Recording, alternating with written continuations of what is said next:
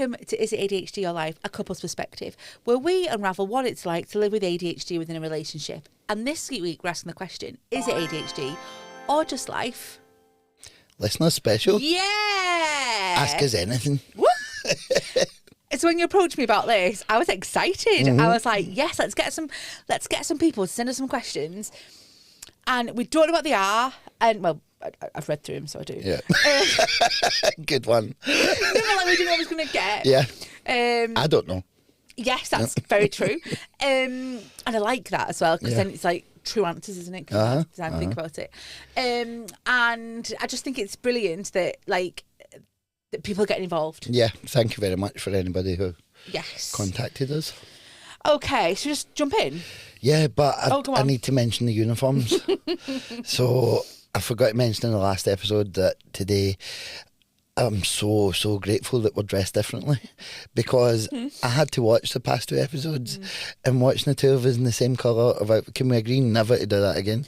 It was horrible. It was horrible. It was terrible. Brittany and JT. No, it was terrible, and we're never doing it again. If that happens again, I'm changing. I'll go and buy a new shirt.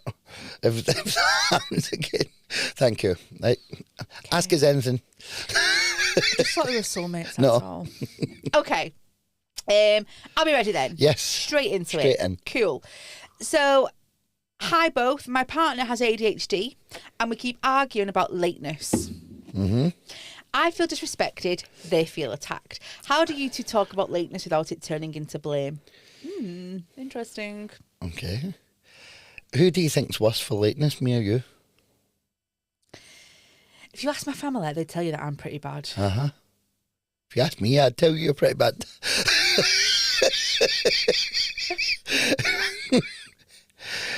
I think I'm the opposite. I think I'm more early than late. We've said this before. Yeah. I think with time blindness, I would rather give myself an hour in front than... You say that, however, you do give yourself an hour and plenty of time. Why are you always so... Why are you always so bloody stressed then, getting out the house last minute? Because an hour early, if I'm more than an hour early, I'm late. Yeah. I agree, I probably suffer with lateness more than you do. Yeah. Which is different than in this scenario. Yes. Uh-huh. Um, And how we deal with it, I would say we deal with it by me getting ready, being really stressed, and then sitting in the car until you're ready. with a face on you like thunder. Shouting, I'm in the motor. Because you can't deal with the sweat of being in the house. Yes. I think what happens is we turn a bit moody with each other. Yeah. But then we'd get over it. I think we would get stressed out at each other and then get in the car and look at, oh, there we go. And look at each other in the car and say, all right, yeah. We're okay now. Yeah, yeah. Mm-hmm. And do you know when it used to happen, actually, going to the Friday quiz when I used to work, I didn't have a lot of time to get home. No. Sort myself out, sort the baby out, and you would want to be in that car for like... I was ready. Yeah, but I've got a lot more stuff to do than you. I don't But think you was understand ready. this. I was ready. You just need to look after Adam and I need to look after everybody else. Okay. So we deal with it very well is the answer. Yeah. Do you ever hyper-focus on a new hobby for a week and then drop it? No. Donna, how do you respond without sounding dismissive and when the next big thing appears? Yeah. I'll let you go first. I do take the mick out of you. Yes, you do. But I find that's quite... I would call it cute, but not cute. But you know what I mean? Like, I find that I do it because I know we can joke about it. So I feel like you've become a lot more understanding Oh about it. my God, a lot. So I think you understand more the way my brain works, because I will get focused. I was going to be a tennis player. I was going to be at Q School for darts. I was going to... I go all in. It's all or nothing. Oh, yeah, you do. And you see it, and now I can see in your face that you just kind of, So, find myself kind of thinking like, it won't last. So I'll just amuse him a little bit. Get involved. Yeah. I'll get involved. I play darts with you, do you know what I mean? And to be fair, the darts thing is still going. That's been good. That's so professional next year. Yeah. I don't know. I got a 105 last night. Oh no, I also got a 120. Enabler. Well, I think I am. Yeah, you are definitely. So I am an enabler, and it's not that I'm sure that doesn't work, because it does work, because we're a good couple, but it can't be good for you. No, it's good. It's exciting. But Sorry. I know now that you just let stuff pass, and I know myself as well that I can get stuck into something, and then that's not for me. That. So then, if you know that I'll just let stuff pass, do you think it eggs you on then to just try anything? Because because it's not as if I used to. Like, as I say, with the tennis thing years ago, I went out, I bought sweatbands. Yeah. I bought everything. So recently, I've not spent a lot of money or anything on stuff. I've not been right into anything where I've spent a lot of money. Darts was probably the last one. And that was, 18 months or something going strong? Yeah, longer. And so I think that would be the point where you'd be like, Adam, enough. So another little hyper focus that you've had recently is the popcorn and candy floss machine. Yes. You were determined to add that to the portfolio. Mm-hmm. Excellent. Brilliant. But like, it got to a point where, can I say this? Uh-oh. I'm going to say it. Right. You rented out the candy floss machine, and we didn't have one just yet. Exciting. So we had to go and get one. So that's where it bothers me a little bit, I think, because I think... Because of the daft stuff? Yeah. Daft or exciting? No, daft. No, I think that side of things can be disguised because that's a business expense. So that doesn't even count. That's just business. I do think that sometimes you think before you can... do before you think. Yeah, definitely. But I do... Exciting. I do find... I do just let you do it now and get on with it, because I think what's the point in kind of... If I moaned all the time, you'd just get pissed off at me, if we're being honest. But to answer the question, I think you've started to deal with stuff really well, and you just take it, all right, Adam's a tennis player now. Or, all right, I don't know why I keep coming back to tennis, I just remember that one time. I have said that actually a couple of times in the past. Oh my God, couple. last week you had to stand up tennis lessons at one point, and I was like, oh, it's not for me. I want to try paddle niggling in the back of my mind. I can't believe it's been this long. I know, and I know it's going to be an expensive one, because I've seen the price of just, is it a bat or a racket? Anyway, bracket. Next question.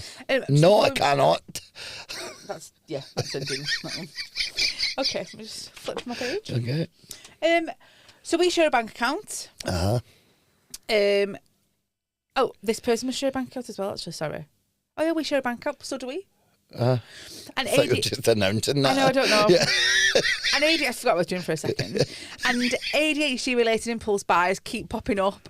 Amazon takeaways. How do you set spending limits that don't feel controlling? I'm going to start with this one. Okay.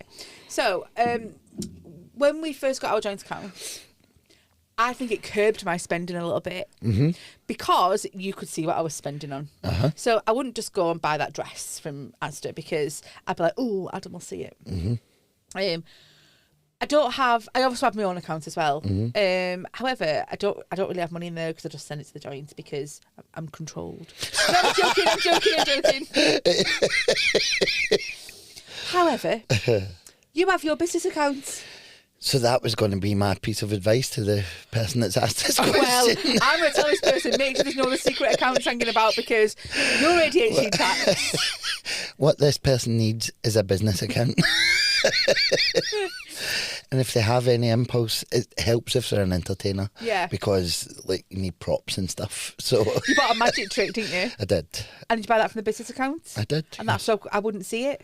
No, it's because it's a business expense. A magic trick's a bit... I'm not a magician. No, I get that. Oh, I'm sorry. Are you going to take this magic trick out, or are you going to sell it, resell it? I don't like the magic trick. Yes, exactly. No, it's not about... I can't do the magic trick properly. It's not about the magic trick. You could have bought that from the normal account. No. But I think you tried to hide it because you're worried about what I might think. On that occasion, yes. Right, yes, okay. because... Are you scared of me? I would never, ever... But you've put a stop to the magic buying. Oh, no, sell one, buy one. Sell one, buy one. Because there's a lot of magic tricks that you've bought and you've never used them. But I've been doing that colouring book for 15 years. And then absolutely buy a new magic trick, but try and get one that you know. Okay. So back... Who's controlled now? Back to the ADHD tax. Yes. So I sometimes think it's good for things like birthdays, because then I can't see what you buy me for my birthday. Amazon. But what I will say is, I get worried that you think I'm gonna like, be like, what are you spending money on? I don't care. Oh no, I just like being sneaky sometimes. It gives me a buzz. The sneaky chocolate all over again, isn't it? Okay. That's another business expense. Snacks on the way to work. Snack size chocolate. I must admit, there are times when I find a couple of quid in my purse, and or I've got like a couple of £1 left over in my account, and I might buy a piece of cheese and toast on the way to work from Sayers. Right. Feel good. No, it's horrible, isn't it? So, and I would never buy it from the joint, because I'm like, I don't want Adam to know that I'm buying cheese and toast. Oh. So the advice is to always have a separate account. Okay. No, you shouldn't have a secret account, but just what I would say is we don't really have spending limits, do we? No. Like with each other. And we're just very open and honest in what, Yeah. But we are. Yeah. In reality, we're very open and honest. And I think I would hate to be in a relationship where it was very like our money, your money, because it's just not us, is it? But I think if I was going mad and spending, most of my impulse decisions are business related. Oh my God, absolutely. Yeah. Daft stuff with business or advertising or like, I don't know. I think I would still buy a slot in the Yellow Pages just now if a guy came to the door. But so I make a lot of daft decisions that way. But if it was out of control and I was buying loads, I think it would just be a conversation, wouldn't it? We'd sit down and say, yeah. I think it's just about being open and honest, isn't it? And not being sneaky. Okay. Hi there. I found with my partner that social events wipe us out. Do you have a code word or an exit plan for when one of you is overstimulated but you don't want to make it awkward with friends? So I found this question interesting. I don't get that. No. Because I'm neuronormal. Yeah. I don't get the fact that I love being out and sociable. And if we're at a party, life and soul. But we have got a code. Yeah. You don't know what I'm talking about, do you? Yeah. Oh, shit, I've got a code. What is it? No, if we're in certain circumstances and enough's enough, one is just goes to the other one, right? That's it. That's all it is. Just that, not right. And you do it as well. Yeah, it's not just me. I've not made this up. Yeah. So we'll just go, right. And then you know the other person's done, and that's it. Yeah. And there will, especially social occasions where drink's involved and I don't drink and I'm boring. Yeah. And then I'll be right, and you might be gutted because you're steaming. Are you going to come to me on the wedding night? You're going to come to me about 8 o'clock? 100%. I'll be like, yep. right. Right. Like, bye everyone. Yeah. Okay, so that's our code word then, our exit plan. Oh, turns out we have got a code. Well, turns out we have, but I just don't use it because I like being a social butterfly. Yeah, but yeah, in social situations you would never. No, I don't know actually. There's sometimes where towards the end of the night you'd be done as well, and you would get the. Oh right? yeah. Very rare though. It's always more like you to give up that, isn't it? Okay, my partner promises to do small tasks, spin, laundry. Why are you looking at me like that as you read this question? I find that very off-putting. It's funny because my 5 minute more time with this. And just doesn't. I don't want to nag. What practical system have you used that actually gets stuff done? So I think that's more maybe for me, a question for me. I don't really have a practical system that gets stuff done. I just do it myself. I don't want to go into too much detail with this because it's part of my 5 minute moan actually. Okay, but I don't think we have a thing where I say to you, "Can you do this, please?" No, we don't have that, do we? No. Like we just kind of do the stuff. Yeah. Like I know that you do the washing. I don't have to say to you, "Oh, can you put a wash on today?" Because you do it. And you don't have to say to me, "Oh, can you do them dishes today?" Because you're not my mum. Do you know what I mean? But I guess it's if you're promised to do stuff. But again, we don't really do that though, do we? No, not so much. What's on your mind? I'm either thinking that we just do stuff, we kind of know what what we do. It's, yeah. Or none of that. There is true spells where I will like dig my feet into the ground and be like, why am I doing this again? But there is also times where I know you ask me to do something and I'll say I will, and then don't. Maybe Very rare though. Like the other day. Just don't do anything. If you don't promise, I can't let you down. like I asked you to get the rubbish out the bin in the bedroom, and you did it. Yeah. So Good boy. Well done. Have they tried rewarding them with ice cream? Well, that's it. Maybe it is reward for the ADHD. Maybe. Make it exciting. Yeah. Make it a game. Oh no. I'll time you. I love that. Okay. Any tips for this? This was a good one because this. Any tips for mornings with kids? We're always late for school because we can't get out the door. What's the one thing that made mornings calmer for you? Now, I'm not really there for morning routine because I work. So what? And it's not been great since gone back to school. No, it has not. So we speak about this. We spoke about this in the last episode and stuff like that about routine and stuff. So what do you think can make it better? Getting up earlier is the perfect solution. Yeah. I used to like to have, before baby came on, to have like half an hour lying in bed to just get your head round the day, maybe have a coffee, and then start the day. That's the perfect solution. But when you woke up and everything just comes at you, then that's you're set up to fail. So you've been saying to me recently, like, oh, wake me up before you leave, wake me up before you get in the shower. Do you know how hard it is to wake you up? No, I just spring out of bed and say, morning. And then that's what I see. In fact, going back to that other one, these go hand in hand together when about the promising to do small jobs. Like, for example, you came into bed after work and you were like, I'll get up in the morning, I'll help you move the stuff from one car to another. Yeah. And I was like, oh, brilliant. And in the morning, I'm like, Adam, trying to wake you up. And then you yeah, I'm at work. I get in the shower, get out, you're asleep again. Adam. And by this time, I then got to go downstairs and get ready and stuff like that. I don't have time to keep coming back up. So in the end, I just thought, so I'll just do it myself. You were getting mixed up between nighttime Adam and morning Adam. They are two very different people. Nighttime Adam's up for it. He's ready. He's ready to face the day and get stuff done. Not morning Adam. He's not good. Although it's funny because you told me a story that you came in that night and was going to do it. You were going to make the stuff over. Yeah, it was. But why didn't you, Adam? Why do you need to bring these things up in the podcast, Donna? Why didn't you do it? Because you didn't make me chicken. So, because I'd not made you chicken, because you didn't tell me to make you chicken. I was really looking forward to chicken. You said you were going to make me chicken. I'm blushing. You didn't confirm that you wanted chicken. You came from work, you left the door open. Didn't think it needed confirmation. Left the door open. You went to the microwave and to the air fryer. There's no chicken there. I'm never so telling you you slammed that door shut and thought, sod her, I'm not helping her, she's not made me chicken.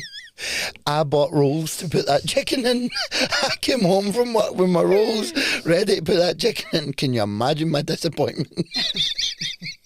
So yeah, I thought, I'm not doing that. I'll do it in the morning with her. And I never got up in the morning. I'm sorry. Okay. So mornings with kids then, I don't think it's ever going to be calm for us. No. I don't think we'll ever have a good solution for that scenario. And I think it's always going to be, especially because it's you and Cameron and Theo and boarding school. No. Okay. I thought this one was a good question because we obviously... what are you laughing for? I'm not very happy with you. Because we're chicken. Go on. I like this one because we very, very rarely fight. However, we do go into moods with each other because we're only human. Mm-hmm. So, how do you repair after a fight that was clearly influenced by RSD? Mm-hmm. We say sorry, but it feels fragile for days. What helps you reconnect faster? Now. Sorry. You be very careful. You suffer terribly with RSD. Yes. And to the point where this morning you told me that I'd rolled my eyes at something and I was like, Adam, I did not make a face. You did. And I didn't. I could just be like, sometimes in the car I'm like, oh my God, what's up? What have I done? And like, we can get moody about that. Yeah. I get moody when you tell me that my face is doing something and it's not, like, because you read things that are wrong. How do we get past that, do you think? Like, how do we... Oh, I don't know where I thought you were going somewhere different with that. I thought you were going to have examples. Have you got examples? Got examples of maybe like where... Why are you so popular this morning? I don't know, it's gone mad. My... that the rejection sensitive has taken over to the point where I've maybe in my head fell out with you for days. I mean, there's one very specific scenario I can think of, but we won't talk about it. But. So I think that what was the question? It was how do we overcome that? So I think that I can go in my head with stuff like that, and as I say, I can build on it for a couple of days before I'll then have to tell you, and you'll be like, what? And this has happened to us once, right? And I remember thinking, oh my God, he does not love me anymore. It's gone really cold. This is coming to an end. Where the truth am I going to live? Like, things, like, do you know what I mean? Like, and it was because of a face you made that I took it all wrong and made up this scenario in my head and kept that going for 3 days. And if you just spoke about it earlier, it would have been no. So that's extreme circumstances where it can go on for days. Yeah. But I think we're good at reading each other. Because you can tell if something's on my mind and then we'll talk about it. Yeah. And I can tell if something's on your mind because you make noises. And then we'll talk about it and you roll your eyes a lot. And yeah. So I think the key to that is, I think communication is key. And even though it might feel a bit frosty for days after, it's just keeping that communication alive. I think we've got better at that as well, about like, if we do go in a mood with each other, so maybe not as much as arguing, but we do go in a mood with each other, we kind of nip it in the bud, pretty much, generally by text message because it's easier. Yeah. And then we're good. So, like, was it Sunday morning? Saturday morning? I had very terrible, like, anger issues with myself internally. And it was awful. And I remember thinking, I need to tell him that I'm really sorry because my hormones just everywhere, and it was awful. But then we can joke about stuff as well once it gets past that. Oh my God, absolutely. I think it's then important to laugh about it. Yeah, 100%. So communication and laugh about it. Yes. Amazing. Okay, we've got a little bit of time for a couple more. Don't like that face. Oh, I thought I'd read that one, sorry. Hi, Donna. Oh. What do you do? Fine. They don't even like me. Oh, you're RSD. You've been diagnosed. What do you do when you repeat the same request 3 times and you're at the end of your tether? Adam, what helps you remember without feeling micromanaged? Oh, I am micromanaged. You've got to be. So I'm not even sorry for micromanaging you. I'm not even sorry. Remember, my parents were here a couple of weeks ago, and I don't know if you done something like offered to cut up my food or something. Yeah. You done something ridiculous. My dad was like, "What?" It wasn't to that extreme, but it was something. I don't know. But I'm micromanaged. I just know what you like.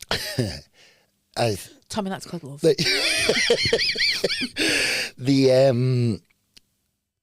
What was the question? So, do I nag you too much, and do you feel micromanaged? Oh yeah, but you're right. I think I need that bit of encouragement. I can't think of a thing where I'm like, I would ask you to do something like 3 times. No, you would just. Yeah, I would, and I'd moan about it afterwards. So I don't think that I wouldn't say I nag you so much. No. Do I? No. No, be honest with me. No, I think I would, if there was something important, I would do it before the nagging stage. Yeah. Because I'm too paranoid. Yeah. So I would make sure if it was something that important, whereas daft stuff, like dishes or whatever, then... I would never tell you. I would never ask you to do this. It's weird, isn't it? Because like I wouldn't ever go down the road of, oh, Adam, will you do that? Adam, did you do that? Adam, I would never hear myself say that.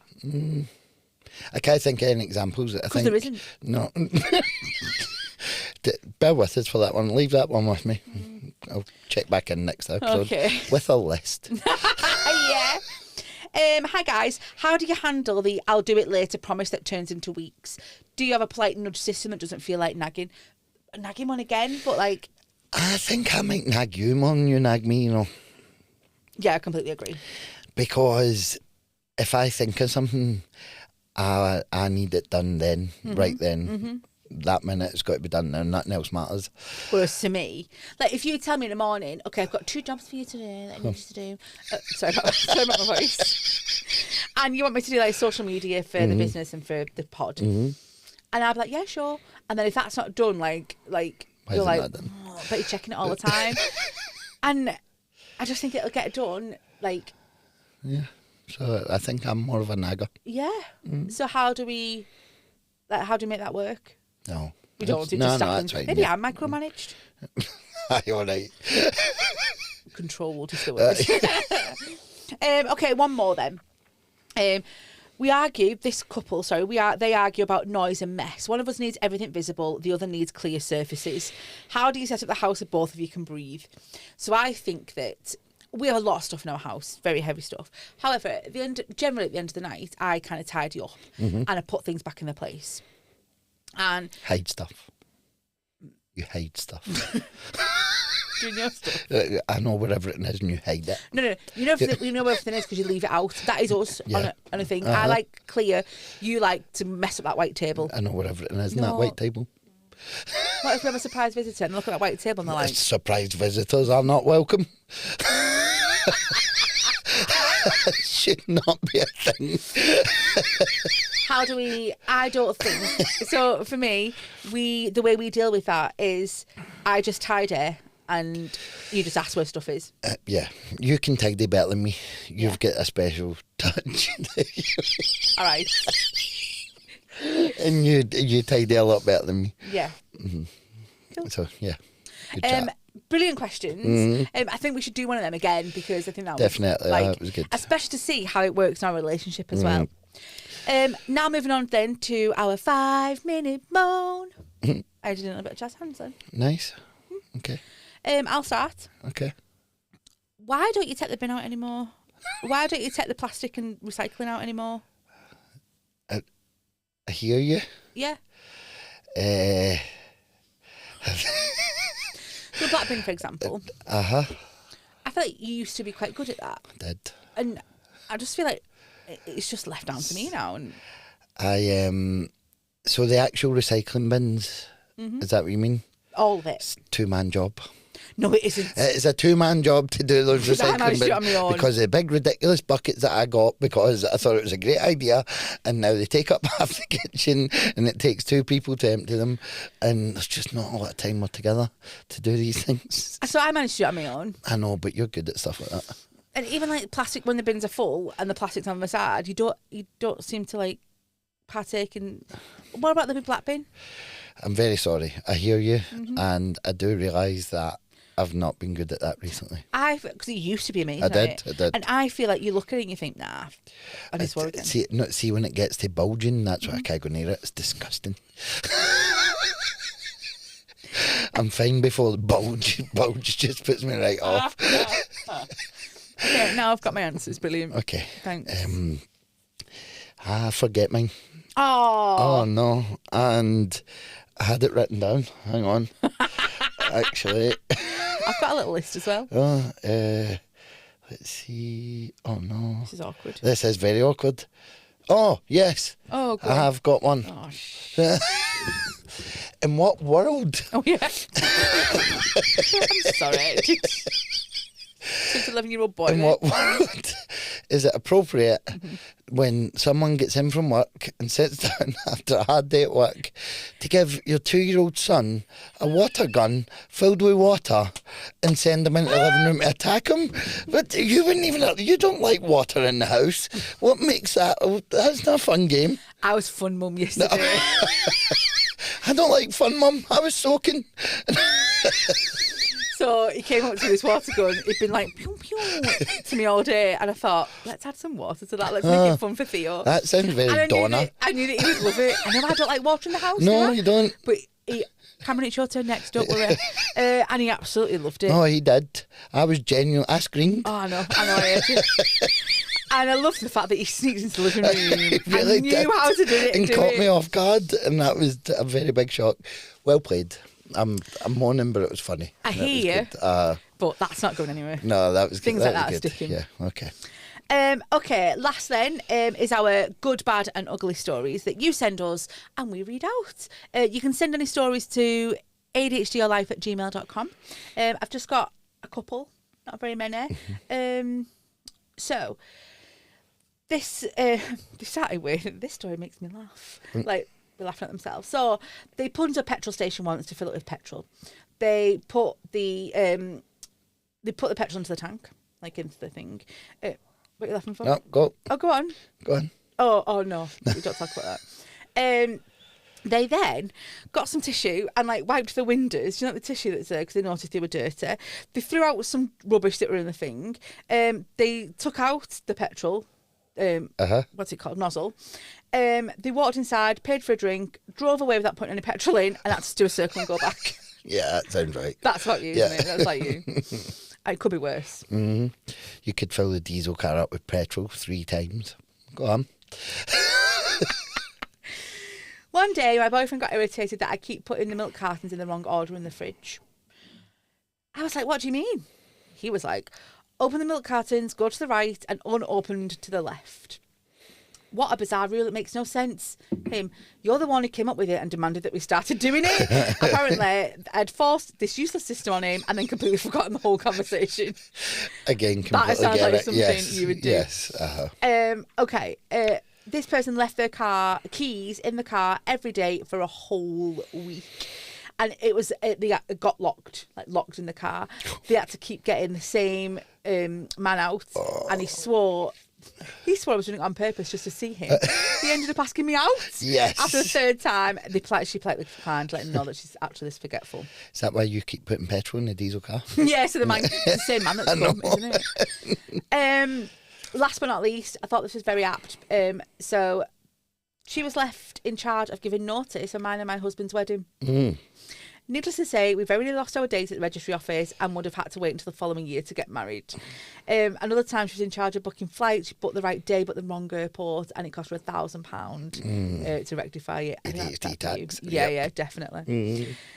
Brilliant. That's all we've got time for this week. Yep. Thank you so much for sending your questions in. It makes us laugh. We love interacting with people. Definitely. And if you've got any questions for us or anything to say, then just send it to us. ADHDyourlife@gmail.com. Follow us on our socials, which are below. And yeah, like, comment, subscribe. Yeah. Brilliant. Thank you. Bye-bye.